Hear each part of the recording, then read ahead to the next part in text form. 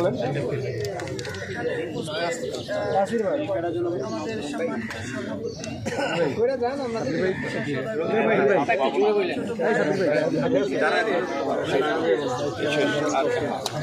সভাপতি শেষ করে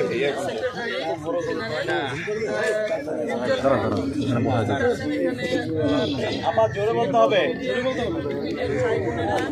দেখাই তো জানা উপস্থিত আছেন যারা আপনারা আন্দোলন করেছিলেন, আমাদের সেই সব ভাই বোনেরা এখানে উপস্থিত আছে। আজকে আপনারা আমাদের সাথে আমার খুব ভালো লাগছে এবং আমি খুব আনন্দিত এবং আপনাদের প্রতি এই যে আমাদের একটা আপনাদের প্রতি কিন্তু আমাদের কোনো ইয়ে ছিল না, কোনো রাগ বা পোশাক কোনো ইয়ে ছিল না। এই লোকটা কেটে দেবে থাকে না, মানুষ কাজ করতে বলে গেলে কিন্তু মানুষ থাকতে পারে। যাই হোক, আপনারা আন্দোলন করেছেন, মিছিল করেছেন, সংগ্রাম করেছেন এবং আপনারা আলটিমেটলি আপনারা সদস্য হয়েছেন।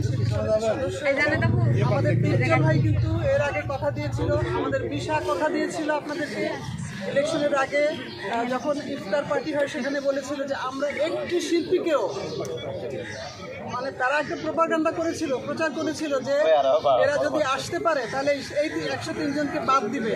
কিন্তু আমাদের দীপজল ভাই এবং আমার ছোট ভাই মিশা এরা বলেছিল যে আমরা কোনো শিল্পীকে, এবং কসম খেয়ে বলেছিল যে আমরা কোনো শিল্পীকে বাদ দিব না, বরং আরও যদি কোনো শিল্পী কেউ যদি বাদ পড়ে থাকে বা দূরে থাকে আমরা তাদেরকেও ইনক্লুড করব আমাদের শিল্পী সমিতিতে সদস্য হওয়ার জন্য, সদস্য নিয়ে নিব আমরা।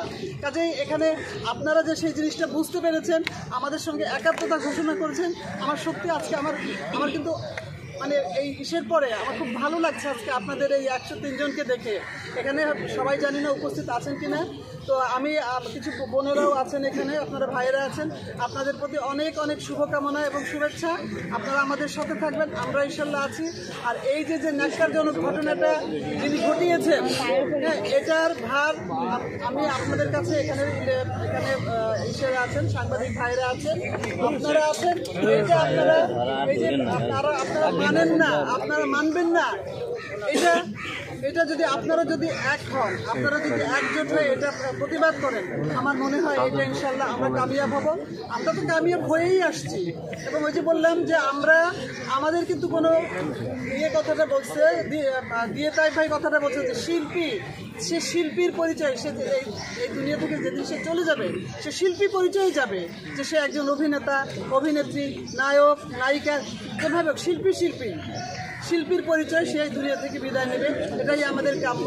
আপনাদের সকলের সুস্বাস্থ্য শুভকামনা, আপনারা ভালো থাকবেন। ধন্যবাদ।